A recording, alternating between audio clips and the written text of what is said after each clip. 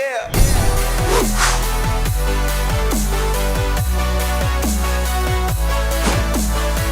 Welcome back to the Gridiron Expert, bringing you some of the best college football news, predictions, and analysis.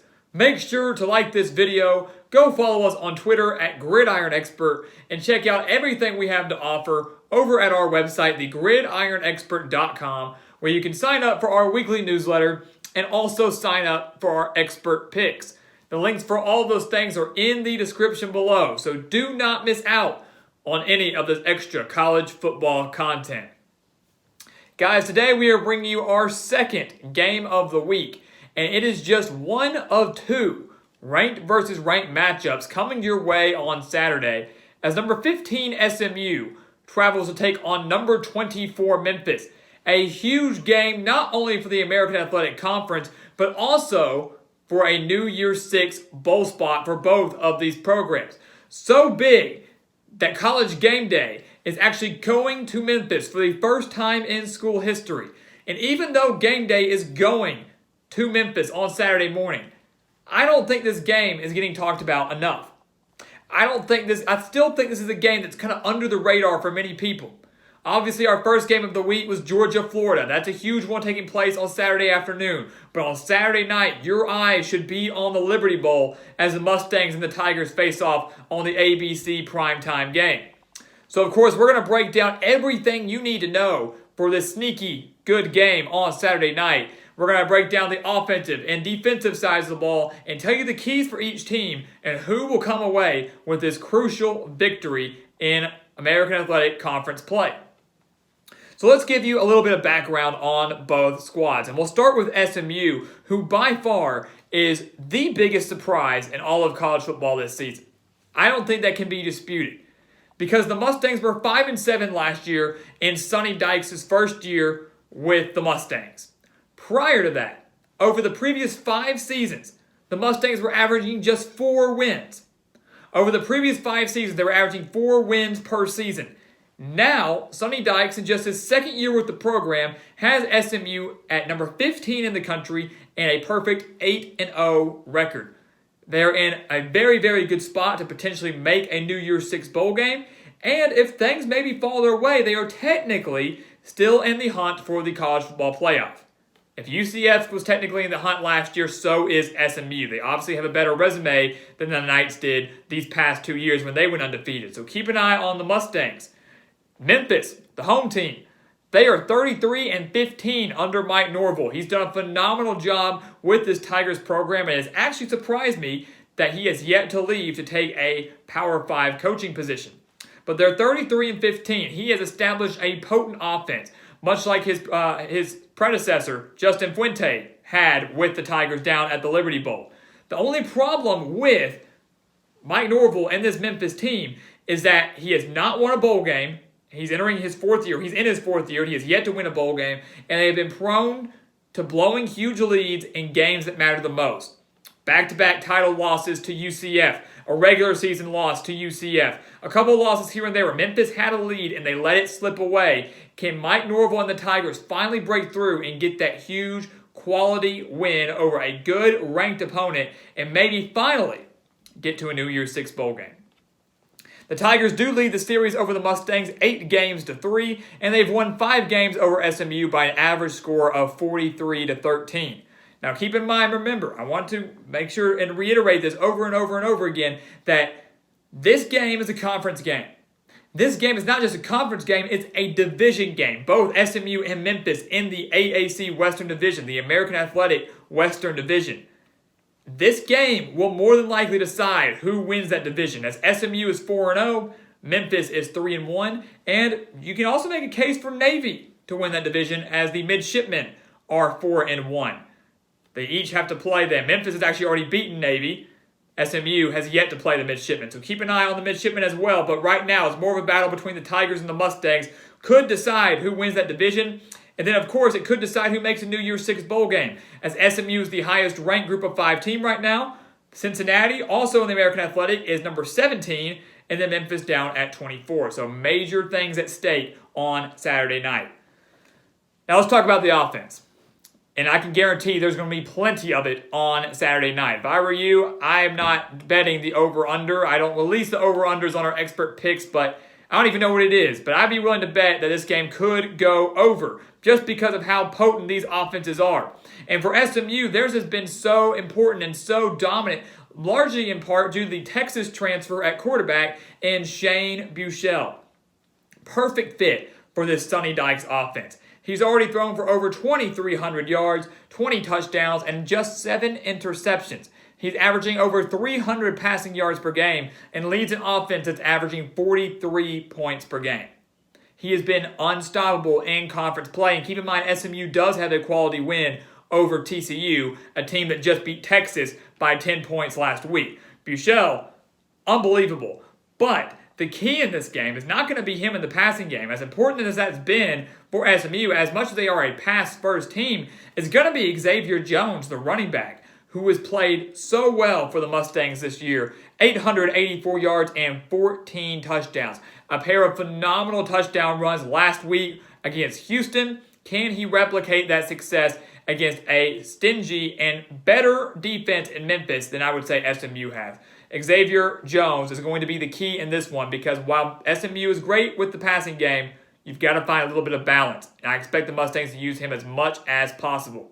Now, one storyline you do want to follow for SMU is whether or not their leading wide receiver, Reggie Roberson Jr., will play in this game.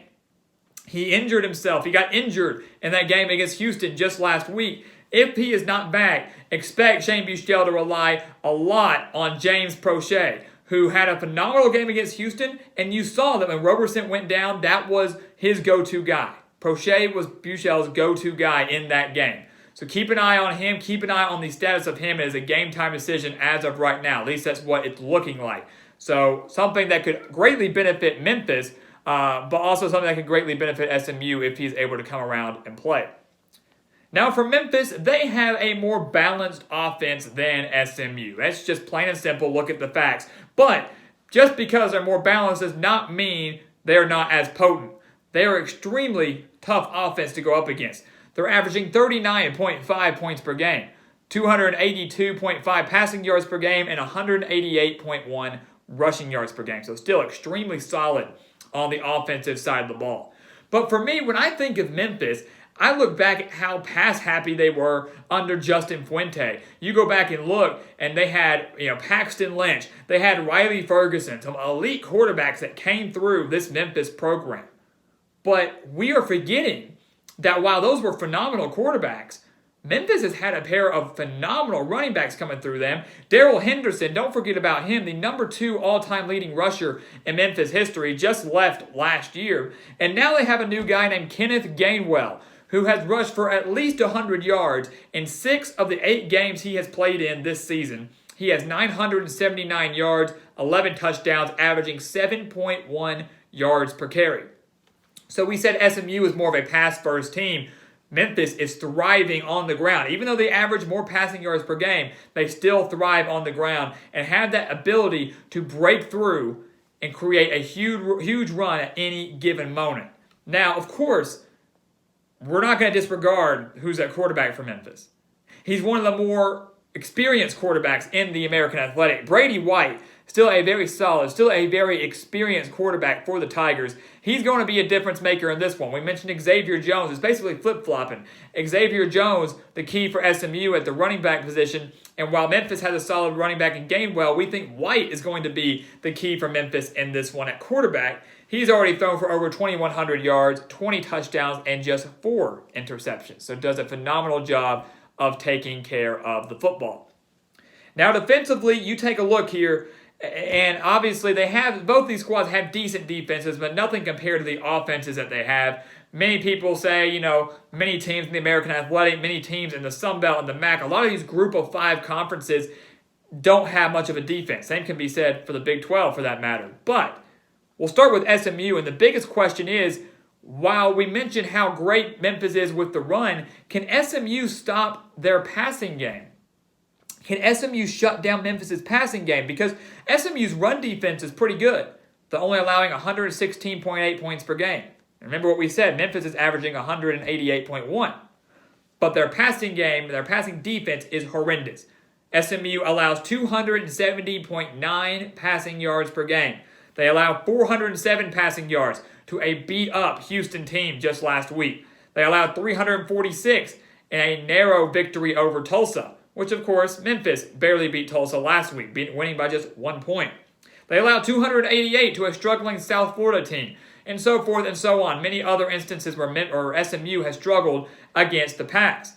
And I would venture to say that none of those quarterbacks I just mentioned at Houston, Tulsa, or South Florida are of the caliber of Brady White at Memphis. So they could be in trouble unless Sonny Dykes finally kind of corralled his defense and they're going to hone in on that passing defense in this huge game at Memphis. Now, for Memphis, they are better, once again, statistically defensively, as they are allowing just 23 points per game versus SMU's 27.8. They're allowing just 186.3 passing yards per game. Take that to what SMU has, 301. Something's got to give there. Drastic difference. Over 115 yards of difference there in the passing allowed for Memphis and the passing gained for SMU. Now, Memphis does allow 188.8 rushing yards per game, which once again comes full circle to what we mentioned with Xavier Jones and how he could be a huge difference maker and a huge workhorse in this game for the Mustangs. Both of these teams have potent offenses. We know that. Both these teams have the ability, as we said, to explode at any given moment. Any given moment, SMU or Memphis can explode for a huge game, for a huge play, for a huge touchdown that can shift the momentum to their side. That's what's going to make this game so fun on Saturday night. It's going to be so unpredictable, so fast-paced, so high-scoring. You do not know what to expect.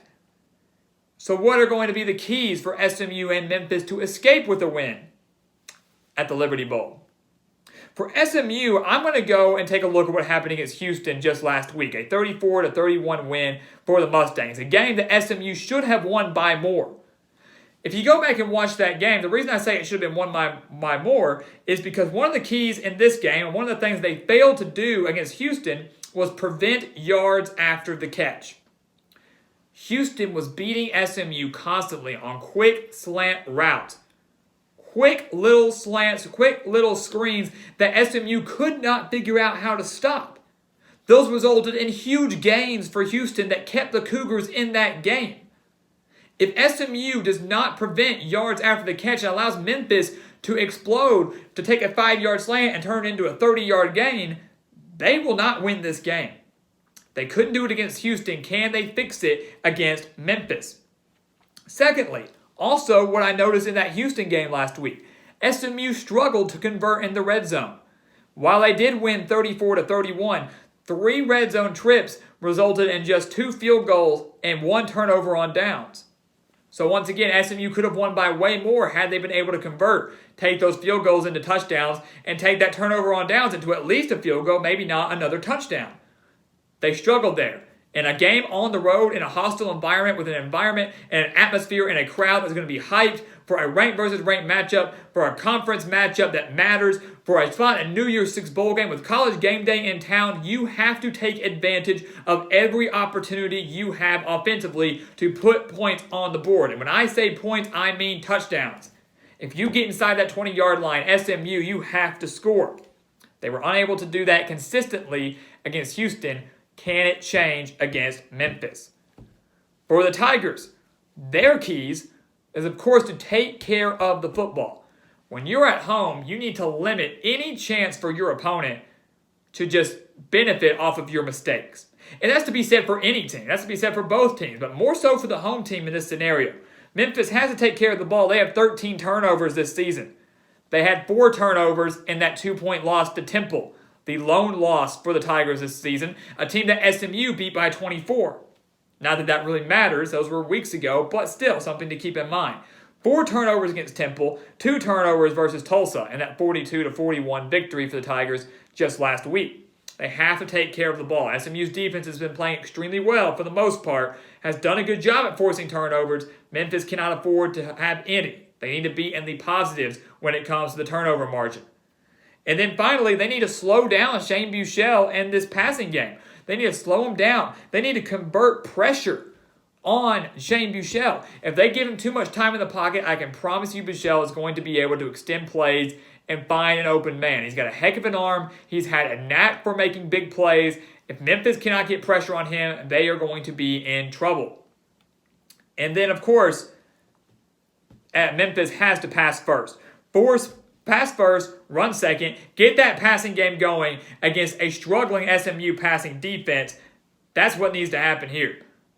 You pass first, you set up the run. Of course, if you run a lot, you set up the pass. But if I were Memphis, I would come out swinging.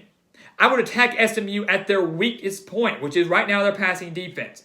Brady White has the potential to do that. He has the talent around him to do that. And I know Mike Norvell is going to have a phenomenal game plan to attack this SMU defense that has been weaker against the pass than it has against the run. Obviously an area where Memphis thrives. Now in a game at the Liberty Bowl on primetime ABC with College Gameday in town, who will walk away with this crucial American Athletic Conference victory? It's going to be Memphis. I think the Tigers do get a win here. I mentioned earlier that Norvell has yet to win a bowl game at Memphis. He has yet to really win the big games. Yeah, he had a 10-win season a few years ago, but he's lost back-to-back AAC title games. He's lost a couple games they should have won. This is that signature win. This is that win that Tiger fans have been longing for. A back-and-forth game, Memphis figures out how to close it out. It's going to be close. No doubt in my mind. This could be a potential game that comes down to either who wins the turnover battle or who even has the ball last.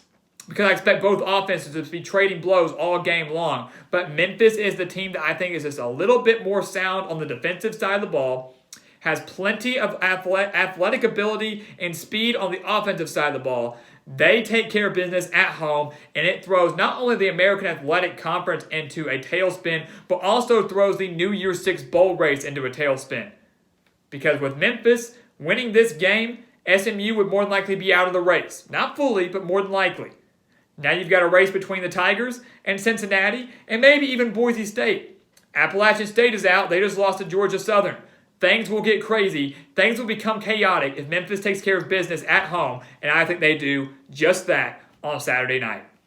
So guys, thank you for watching. Please continue to like, comment, and subscribe. Go follow us on Twitter at Gridiron Expert. Go check out the official website, thegridironexpert.com. Sign up for the newsletter. Sign up for the expert picks. And as always, thank you for watching us here on YouTube. Please continue to like, comment, and subscribe. And we'll see you next time on the Gridiron Expert.